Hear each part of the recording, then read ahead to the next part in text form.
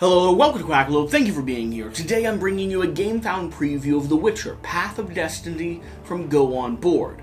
Now, this is a sponsored preview video. I will also be having a non-sponsored gameplay video coming out, likely next week. So stay tuned, hit the subscribe button, and check that out if you want a little bit more information on what the Path of Destiny is doing in the Witcher world. If you're already excited and interested, like about 20,000 people have been within the first 12 hours, follow the link in the top of the video description over to GameFound, take a closer look at the campaign page, and back it if it seems like a game that might get to your table. Now, they do have a early backer reward in the first, I believe, 24 hours, so you're going to want to swing over there so you can pick up Geralt riding his steed as well. Now, the Path of Destiny. What is the Path of Destiny, and how is it approaching the Witcher world and universe? Now, Go On Board has released another Witcher game in the past. That was a kind of open world exploration game with miniatures and combat and creatures that you were fighting and hunting, and it stayed true to the Witcher lore and atmosphere and really brought players into the experience of being a Witcher and expanding across the old world. The Path of Destiny is going to be a little bit more of a mechanics-first game system with a heavy integration of story that allows you to choose what direction you want the pathway to go.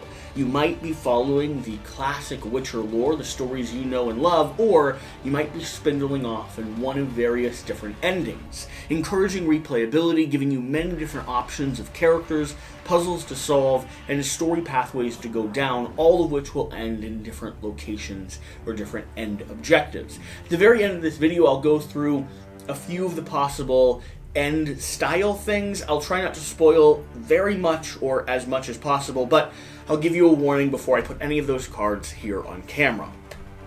Okay, the Path of Destiny. The core concept of the Path of Destiny is you're going to be playing through 3 chapters in any one of, in the core box, 3 core stories that you have. We have the Edge of the World, Lesser Evil, and Striga. These 3 stories are going to have their own unique mechanics and their own unique objectives, along with, like I said, various optional endings depending on how you and the players you're playing with decide to explore them. You will be choosing any one of the 5 core characters. They will each have their own special abilities and cards that they start with that they can utilize, powers that they can play, and throughout every round you're going to be drafting cards from the center table here, this marketplace, bringing them into your hand, and then playing 2 cards down onto your tableau. You'll have a deck of cards that are building throughout the course of the game, a tableau of different icons, symbols, and traits that relate to or give you special powers and abilities concerning the story that you're going on. You see, every story will have 2 different pathways. Every chapter will have ways that you can veer off the road, each again branching from one to another. And depending on the actions that you take or the different favor icons that you have, you're going to be choosing one of those 2 pathways. It'll be a competition between the players to either level up and gain experience as a character or gain as many victory points as possible. The winner at the end of the game is the person who has influenced the story the most. If you are the deciding vote, meaning you have the most victory points at the end of the chapter 3, you will be the person who is the central figure into whatever that story arc here in The Witcher was. Now, like I said, every single chapter, every single story arc, the 3 in the core game, are going to have their own unique mechanics. These could be secret objectives that you're pursuing, flag icons that you need to have acquired, or extra bonuses you might want to rush for early on in the game or wait for other players to deal with while you build up your reservoir and build up your tableau of cards. Whoever is the deciding vote will gain victory points. Whoever is the undecided vote, whoever's earned resources away from where it needs to go, is going to gain experience points. Experience points are going to unlock different abilities on your tableau. Like I said, every character is going to be asymmetric, so playing various characters with various card combinations and various stories will give you a wide variety of opportunities to play. Like I said, the core approach to the game is going to be here with this story deck. So let's go ahead and do what you do when you actually start playing. You'll place it down like you're flipping a book. I'll set it here so the top camera can see it. And you'll just go ahead and open up the book. Here we are, a whole section of flavor text. I'm not going to read this story because this is the one I will be playing on camera, but I will go ahead and show you. Over here you have two decisions to make. You have an icon with our little scroll here, and you have a triangle icon with the map. You could choose to intimidate the castle dwellers along with the local servants, or you are also aware that the castle walls were a silent witness to the tragic events. You explore the halls and chambers to find the clues. So intimidate the people around the castle, or explore the castle a little bit more sneakily, a little bit more quietly. Those are your two options. You're going to be getting favor according to those two options based off the cards you've played. So you've set up the game, you know what you're looking for, and then you'll start by drafting. You'll draft by taking, in whatever initiative order you have, your miniature and placing it down in any one of the different rows and columns. You'll then gain the two cards that are next to that row and column, and you'll bring them into your hand. From there, you'll be able to play cards down onto your tableau. These cards will have a variety of different icons and some special abilities. For instance, this card here is just going to be one of each icon type you need in this specific scenario, so you'd be breaking even. It's not the worst, but it also probably isn't the best. You usually want to be going for one of two of the various objectives, so that you can hopefully sway it or score as many points as possible while other people sway it in one of the directions. You're also going to have special abilities. Special abilities will relate to something like having one yellow flag. If I had any yellow flags at all on the tableau, which I don't, if I had one yellow flag here, I'd go ahead and gain two sword icons. These icons can be used for other special abilities, they can be exhausted, or they can be resources that are used when completing future objectives. Along with that, we have icons here like exhaust, the magic icon, to go ahead and gain two, going to the light pathway or the left pathway. Exhaust a sword icon to go ahead and gain 3 experience points, and so on and so forth. You'll also notice across the top of these cards that there's a flag symbol. Some of these have duplicates, like the blue and green here. Others just have a single color. These colors relate to different objectives that you have in the game. Sometimes, like I already showed you, they relate to having a certain number of a certain type of color so that you can progress and gain icons or tokens. Other times, however, they relate to different asymmetric story arcs or asymmetric story mechanics, depending on what story you're playing.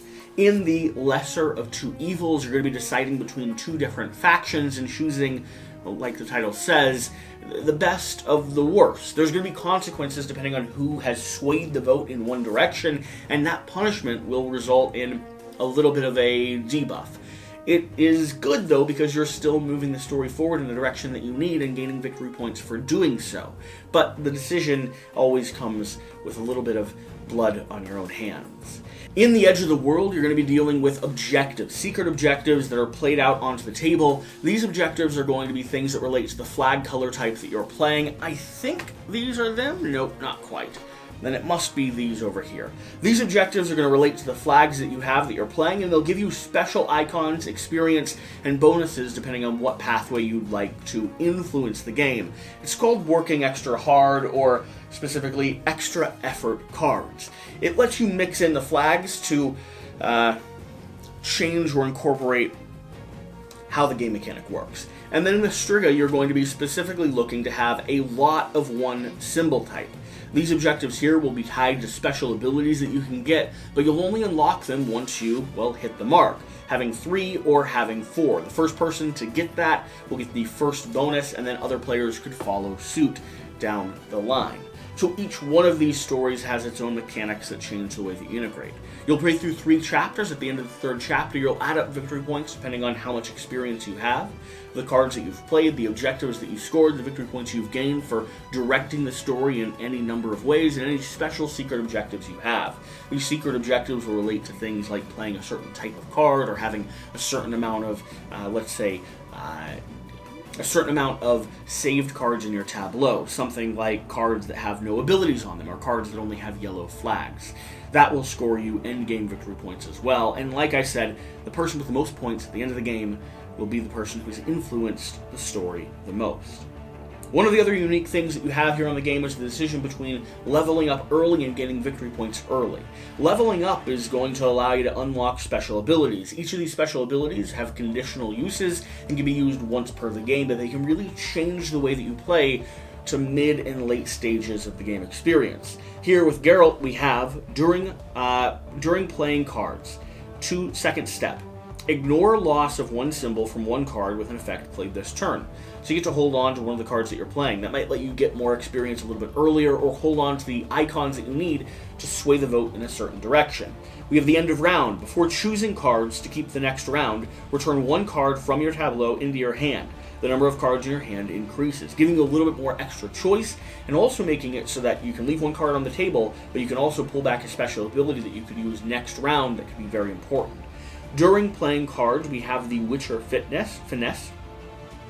Play one additional card into your tableau, number of cards in your hand decreases. So here we are debuffing the amount of cards you have, but letting you play an extra card, which could sway that vote. Sometimes it's one or two icons that is the difference between completing an objective and changing the story and not. And then finally we have Indefatigable. I don't know that I've ever heard that word. Is that a word? Let me know. Play one additional card to your tableau, then draw one card from the main action deck into your hand. So a lot of card utility, a lot of extra playing, and every single character will have their own way that they integrate with the game system. Some of them giving you special icons, letting you hold on to icons, switching resources, and manipulating the deck, or choosing sometimes from multiple locations when you go for your draft. There's a lot of little twisted powers and abilities, and I'm sure there's going to be more during the Game Found campaign. I'm expecting to see expansions and character pack upgrades and a whole swath of extra stuff, because that's just kind of what Go On Board does and has done in the past. The other thing to note is there is a story mode, or a solo mode for you to play, where you're going to be fighting against, here we have Geralt. He's going to be, depending on the level that you choose, gaining victory points himself, manipulating the cards on the tableau, and using some of his special abilities to progress the story forward in the direction that he would choose. Depending on how hard you're playing him, this can be an insane challenge that requires perfect precision, or an experiential, story-based experience that allows you to dive into the game and see all the alternative endings, see all the different pathways that you might be able to go on. Okay. We're kind of at the end of the video here, but I wanted to show you how much care and attention has been played into this game. At this point, you either know if you're interested or not, so click off if you don't want to see any spoilers. But this will be the deck that I'm playing through when I do my gameplay, so if you're planning on watching that, you'll see some of these cards anyway. What I wanted to show you is just how nice on some of these cards, where is it specifically? How nice, oh, I'm doing it the wrong way. Yeah, that's right. How nice on some of these cards the end story arc is. They have beautiful artwork that they've integrated to the end here, and right now we have 1, 2, 3, 4, 5, 6, 7, 8 different endings, depending on the pathways that you choose through 3 chapters of the game. Like I said, a lot of integration and a lot of expansion and possibility for replayability here. The final thing that I want to do is just give you a little bit of flavor text, because it is something that we like to do here on Quackalope. I love flavor text. I love story. I love watching games integrate and bring in story and narrative into the gameplay experience, and I think The Witcher Path of Destiny, for those of you that are big Witcher fans out there, will do just that for you. Dear reader, if you are reading this, it means you've mastered the skill of joining letters together into words, and also that, indeed, a knowledgeable human you are. Surely you are well familiar with my memoir, half a century of poetry and the stories contained therein, which depict the trials and tribulations of the famous Geralt of Rivia, and his companions, amongst whom I humbly believe I was held near and dear, if not the nearest and dearest. I must admit that I have never been particularly surprised by the admiration for my work. After all, it is a story of destiny, love, and brotherhood, dedicated by life itself, and I, an abject servant of poetry, merely use my talent to give people from all over the world a chance to familiarize themselves with the fate of my dear friend Geralt. However, long ago, along with fame emerges false tales, which then were spread by word of mouth, mostly by those who, unlike you, my dear reader, are less cultured and never wanted to learn from my book which the true developments of the events were. It is understandable that the subsequently people began to pass on what they had heard, often letting their imagination run wild. Consequently, these stories eventually took a life of their own, becoming distorted and mixed up. I heard them while frequenting taverns, incognito of course, since I rather don't pursue fame. From these stories it appeared as if I had hunted a striga in Visma, that Vesemir, along with Triss Marigold, and I was tracking down a Doval, and other such tosh. At first it angered me gratefully, and I was ready to have a dispute with anyone who had unashamedly manufactured their own version of the stories. However, over time it amused me more and more, and sometimes even occupied my thoughts. Reluctant to curb the genuine enthusiasm for those who have slightly tampered with my version of the stories, I decided to jot down what I had overheard, occasionally making minor improvements to imperfect narratives, but accepting distortions and variations as inventions. Ultimately, I don't mind at all, as long as it's done for the fun of entertainment. So, my dear reader, ensconce yourself and allow me to once again invite you to join me on a journey into the world of the White Wolf in its new, unordinary form. So that's what we're doing here. We're in a tavern, we're telling stories, and spinning, some would say, tall tales, and others would say, accurate renditions of what truly happened in the far reaches of the old world. Okay, thank you for watching. Let me know, are you excited to see a gameplay? What scenario would you be most interested in seeing me dive into? And are you one of the 20,000 people that have already backed this? Or are you someone that is just now learning? Or are you someone who, like we can expect, is holding on to see what prizes get unlocked along the way? Okay, thank you for watching. Thank you for being here. Follow the link in the top of the video description. Swing over to GameFound and check it out a little bit more. We'll see you next time.